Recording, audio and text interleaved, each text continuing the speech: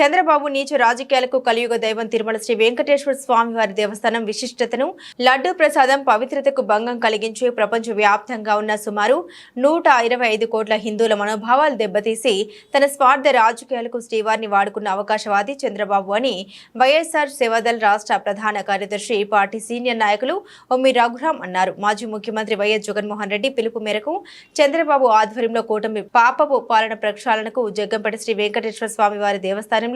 Jaggampeta ZPTC ఒమ్మి బిందు మాధవితో కలిసి ప్రత్యేక పూజలు నిర్వహించారు. దోషులను శిక్షించాలని భగవంతుని కోరారు. ఈ సందర్భంగా రఘురాం మాట్లాడుతూ చంద్రబాబు 100 రోజుల పాలనలో జరిగిన లోపాలను కప్పిపుచ్చుకోవడానికి సూపర్ 6 పథకాలు అమలు చేయలేక విఫలం అవ్వడం వల్ల ఇటువంటి నాటకాలకు తెరలేపారన్నారు.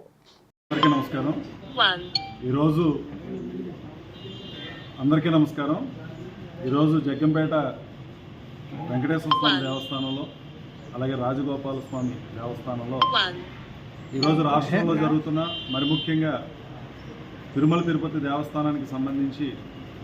దేవస్థానం ప్రతిష్టని భంగపరిచేలా అలాగే దేవస్థానానికి సంబంధించినటువంటి లడ్డూ ప్రసాదాన్ని అప్రతిష్ట పాలు చేసేలా ప్రపంచవ్యాప్తంగా ఉన్న సుమారు 125 కోట్ల మంది హిందువుల మనోభావాలు దెబ్బతీసే విధంగా ప్రస్తుతం పరిపాలన చేస్తున్నటువంటి కూటమి ప్రభుత్వం చంద్రబాబు నాయుడు గారు ముఖ్యమంత్రిగా హిందువుల మనోభావాలు దెబ్బతీసే విధంగా లేనిదాన్ని ఉన్నట్టుగా అబద్ధాలు చెబుతూ ఈరోజు హిందూ మనోభావాలు దెబ్బతీయడంతో పాటుగా రాష్ట్రంలో పవన్ కళ్యాణ్ గారు మత విద్వేషాలు రెచ్చగొట్టే విధంగా హిందువులు క్రైస్తవులు ముస్లింల మనోభావాల్ని రెచ్చగొడుతూ ప్రవోక్ చేస్తూ ఈరోజు జరుగుతున్నటువంటి ఏదైతే పరిపాలన ఉందో ఆ పరిపాలన ఒక పాపపు పరిపాలనగా అటువంటి